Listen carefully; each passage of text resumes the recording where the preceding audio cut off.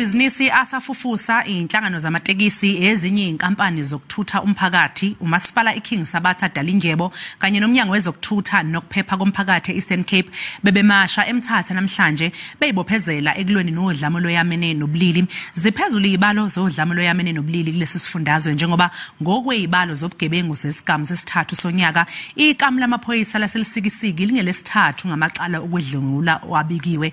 UFundiswa Mhlekude ube kule Imashi wabuyana lombiko.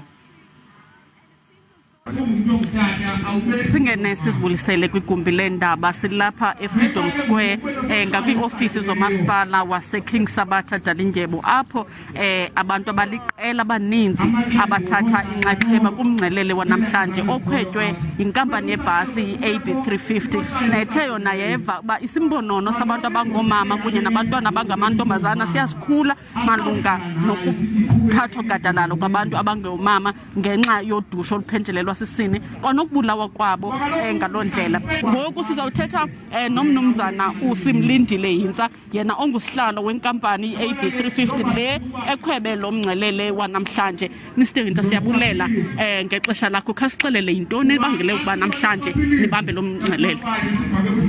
Inebangela uba sibambe lo mngcelele namhlanje msasazi kukuhlukunyezwa komama nabantwana. Lento ke yenza uba side sifikelele kule ndawo yokuba senze lento. Thina siyikhampani Africa's Best encediswa ngurhulumente ukuhambisa abantu ezilalini besiya ezinkonzweni zoncedo ezidorophini kumgama kuma-50 kilometers.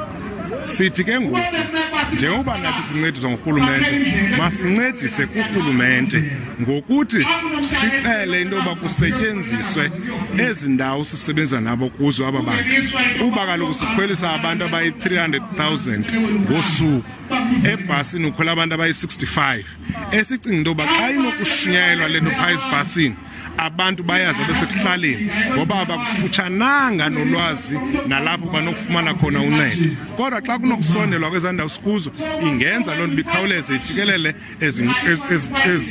kubo abantu babe nolwazi babe nendlela yoyithathela amanyathelo.